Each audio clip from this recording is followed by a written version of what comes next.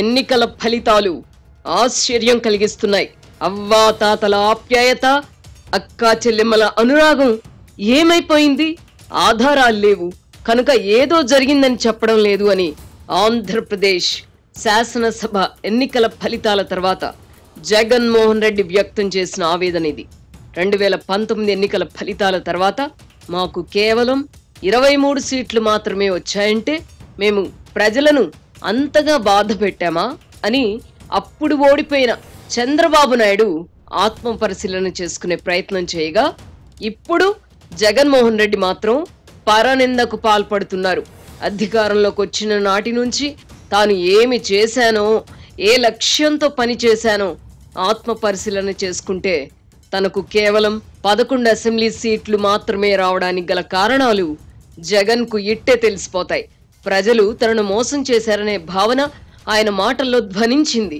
ఈ దేశంలో ప్రజలెవ్వరూ రాజకీయ నాయకులను మోసం చేయలేరు.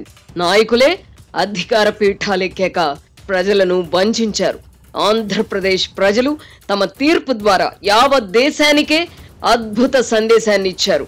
పాలకుడు ఎలా ఉండకూడదో తేల్చి చెప్పారు. జగన్మోహన్ రెడ్డి ఎంచుకున్న మోడల్ భావితరాల ప్రయోజనాలకు ఎంత ప్రమాదకరమైనదో తమ తీర్పు ద్వారా ప్రజలు స్పష్టం చేశారు. పాలకుడిగా తమ బాధ్యతను విస్మరించి సంక్షేమం పేరిట ప్రజలకు డబ్బు పంచిపెడుతూ తమ అధికారానికి తిరుగుండదని భావించే వాళ్లకు కర్రు కాల్చి వాత పెట్టారు. 2019 ఎన్నికలకు ముందు అమాయకంగా ముఖం పెట్టి జగన్ అధికారంలోకి వచ్చాక తమను మోసం చేశారని ఆయన చర్యల ద్వారా ప్రజలు గ్రహించారు.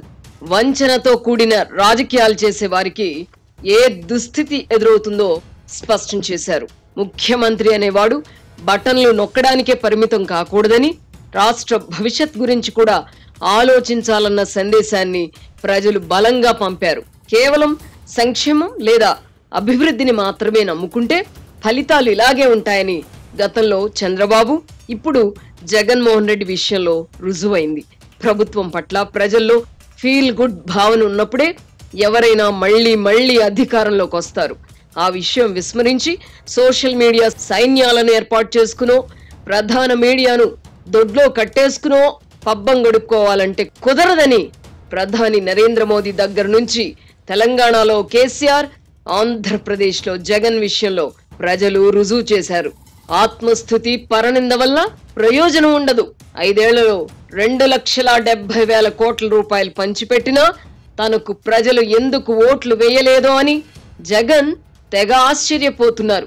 సొంత సొమ్ము ఖర్చు చేసిన వారు ఆవేదన చెందారంటే అర్థం చేసుకోవచ్చు. అప్పులు చేసి సంక్షేమం పేరిట పంచిపెట్టడం అనర్థమని గ్రహించకపోతే ఎలా?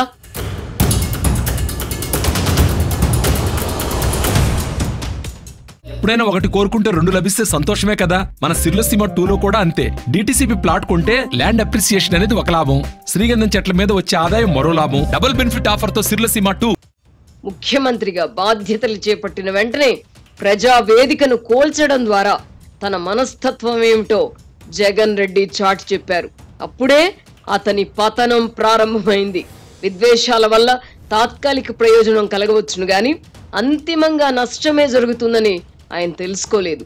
జగన్ మాత్రమే కాదు, ఆయనను సమర్థించే వాళ్ళు కూడా ప్రజల తీర్పు పరమార్థాన్ని గ్రహించకపోవడం ఆశ్చర్యంగా ఉంది. పేదలందరికీ జగన్ మంచి చేసినా ఓడిపోవడం ఏమిటి, ఏదో జరిగింది అంటూ గుండెలు బాదుకోవడం రోతగానూ ఉంటోంది. ముఖ్యమంత్రి అంటే అప్పులు చేసి పంచిపెట్టడం, అదే సమయంలో రాజకీయ ప్రత్యర్థులను ప్రశ్నించేవారిని వేధించడం, పోలీసులతో దమన నీతికి పాల్పడడం ఎంత మాత్రం సమర్థనీయం కాదని గ్రహించుంటే ఎన్నికల ఫలితాలు ఇంత దారుణంగా వచ్చుండేవి కావు. జగన్ కు వ్యతిరేకంగా ప్రజలు కసిగా ఓట్లు వేశారు.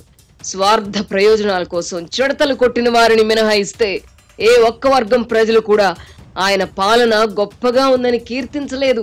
అందుకే అత్యవసర మెజారిటీతో 11 సీట్లే దక్కించుకోగలిగారు. ఆంధ్రప్రదేశ్ ప్రజలు కుల మతాల రొచ్చులో కూరుకుపోయారు అన్న భావన నిన్నటి దాకా ఉండేది. తాజా తీర్పుతో వారు తమ విజ్ఞతను ప్రదర్శించారు. ముఖ్యమంత్రి ఎలా ఉండకూడదో ఈవీఎంల బటన్లు నొక్కి మరీ చెప్పారు. బటన్లు నొక్కడం మినహా జగన్మోహన్ రెడ్డి చేసిన మంచి ఇది అని చెప్పలేని పరిస్థితి. ప్రజలను కులాల వారీగా విడదీయాలని అనుకున్నారు. ఈ పన్నాగం ఫలించలేదు. పేదలకు పెత్తందారులకు మధ్య పోరాటమంటూ రెచ్చగొట్టిన ప్రయత్నాలు కూడా వికటించాయి.